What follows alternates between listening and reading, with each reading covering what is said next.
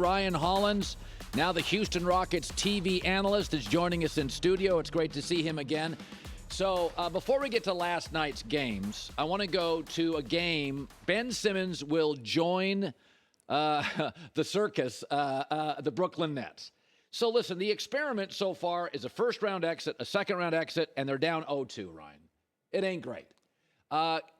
Simmons could be a life preserver. There's limitations. My takeaway, though, when you look at KD right now, and he's sitting there thinking, this thing hasn't been as good as I thought, right? And also KD's getting older. Yeah. A few more injuries. It's almost like an end of an era. LeBron and KD can't just do it by themselves anymore. What do you think, Simmons? Do you think the Simmons experiment, because it is an experiment, that he hasn't played for a year and a half, will it work? I think there's a strong chance it does, because you're not asking Ben Simmons to play a position of skill. You're not asking him to be Ray Allen. You're not asking him to make shots. You're asking Ben Simmons to do things that he can do.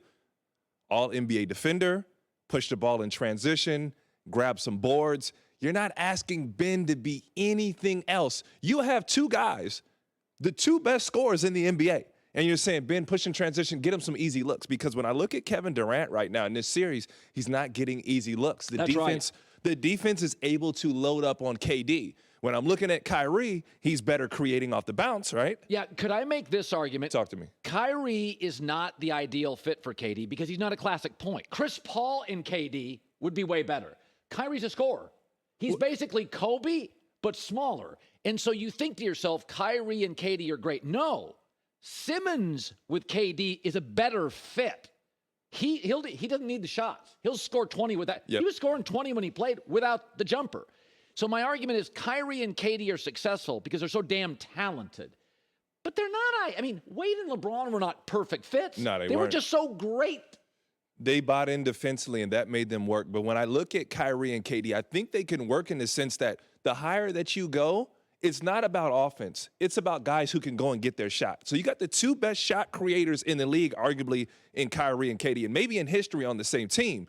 They need that buffer. So remember when James Harden came in, the idea was point guard Harden. Get these guys shots. Hey, Kyrie goes down, be triple-double Harden. But for the most part, get these guys shots.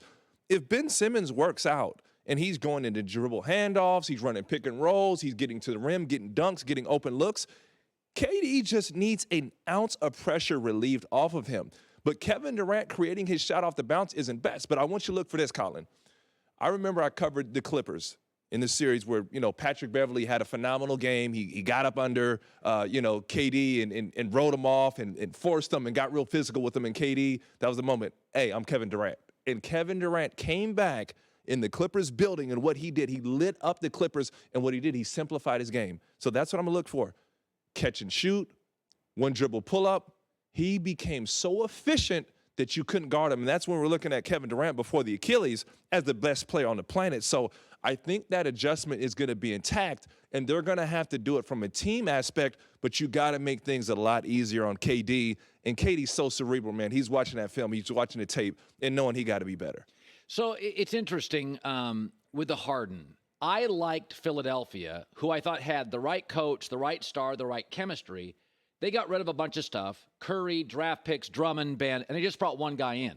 Now, the feeling is always with Harden, because he used to score 30 a game, that if he doesn't score 30, he's not successful. Yeah. Right? Yeah. And my takeaway is, I don't know. I watched his distribution in Brooklyn get way better, and then I'm watching him play with Maxey, and he doesn't seem pissed that he's not always getting the shots. Is Harden actually doing, and we don't view him as team guy, he's sort of ISO guy, but is Harden saying, listen, man, I can facilitate, give you 18, facilitate, and we can win a title here.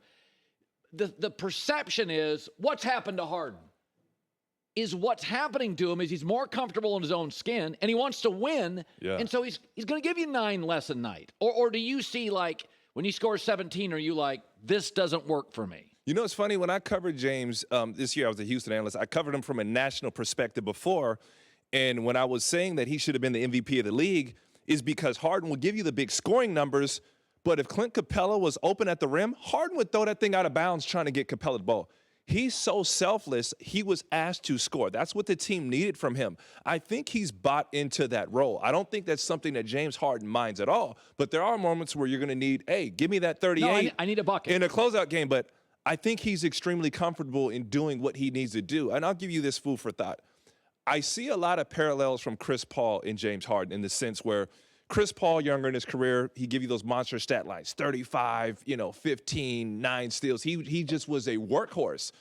Chris in Houston gave you the big scoring, but Chris since then has realized he has to use his teammates, he has to use his mind. He's got to save it for the fourth quarters. I think that James Harden is in that in-between stage where he physically can't do what he used to do, and he's going to have to use that mental edge where, hey, man, I'm the distributor, but when you need me, I got to be ready. And then he's got a dog. I think Embiid's MVP of the league, in my opinion. Yeah. He's got a dog in Embiid. Yeah, now it is interesting, though. Harden's not giving us the points, so the immediate reaction from the media is, oh, he's not the same guy. Well, players, Tom Brady acknowledged late in his career, I can't carry bad receivers. Yeah. I got to get great receivers, then I can win you games. So the Warriors, again, you follow this stuff. You follow the G League. Are you shocked at how good Jordan Poole is? How valuable he suddenly is for this team? Yes and no. The volumes that it speaks to me is culture. Colin, culture is king in a lot of scenarios. When you have a good culture, San Antonio for so long, you're plug and play with a lot of guys. And to me, what you're seeing now from Jordan Poole and his explosion is they bought into him, they developed him, and now you're seeing the rewards of confidence. When we saw Golden State earlier in the year, it wasn't Curry. It was Jordan Poole being aggressive. No, when you watch these highlights from him, he is aggressive. Like Steph generally will pull up. This kid will go right to the rim. He'll go right to the basket. He's not playing like a second or third option. With all due respect to Andrew Wiggins had the big paycheck. Andrew Wiggins was like, I'm going to defend. I'm going to run the floor. I'm going to do what I need to do for this team to win. Poole is like, yo, I'm that dude. Like, all right, Steph, you take yours. I'm going to take mine. And now because he has that confidence, it's paying dividends. And I think the world is starting to realize Jordan Poole is like that. Minnesota lost 2 20-point leads. They're young. They're kids. I look at it and think, yeah, of course they did. That's what young teams do. They did get the high and low. The veteran teams like Milwaukee gives you the same kind of thing. You ever been in a playoff game or a big game where you just – what did Memphis have? Was it a 20-0 run or a 24-0 run? Have you ever been on the bottom end of those things? Yeah, I felt like I was on the other side. So when I was playing for the Clippers, we go up 2-0 at home. We're throwing parties. We're thinking about the celebration tour. We're up. We're better than Memphis. We got this. We go on and get, I don't know if you call it a gentleman's suite. We lose 4 straight games.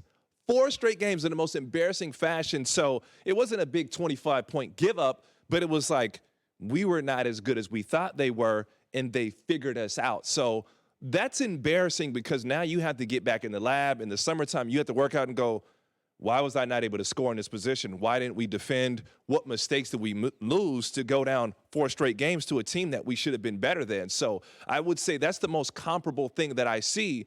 But when I'm looking at Minnesota and I'm looking at Memphis, it's Memphis's time. That's right. That's exactly right. Like they're a year and a half ahead in the process. Yes. Yeah. So by the way, Ja Morant goes out.